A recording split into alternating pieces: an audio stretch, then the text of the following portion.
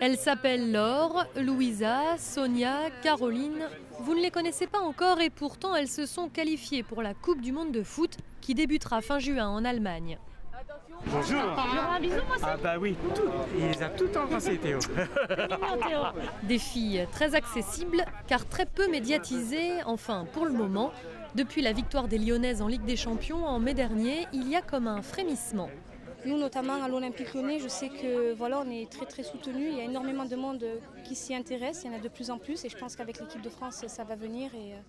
Et voilà, c'est que mieux pour la suite. Les Bleus, qui ont effectué un parcours sans faute lors des qualifications avec 0 défaite, ont déjà leurs premiers fans. On n'a pas forcément l'habitude d'en voir qui courent comme ça. Alors en plus, elle joue vachement bien, donc c'est par rapport aux garçons qui jouent un peu moyennement. Donc c'est vraiment une vraie bouffée d'oxygène de voir ça.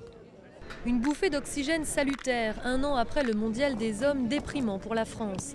Cette année, la sélection féminine part au front armée d'un atout majeur, sa bonne humeur. J'ai une équipe qui sourit dans la vie et qui sourit dans le jeu. Voilà, et une équipe qui est très joueuse. Elle aime bien jouer, et que ce soit dans la vie ou dans le jeu. Tant qu'on pourra garder ça, on peut aller loin.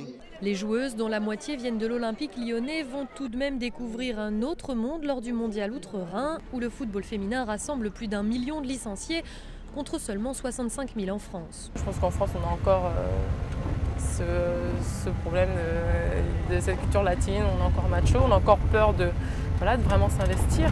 Parce que c'est vrai que le football féminin ne rapporte pas d'argent, c'est encore une discipline amateur.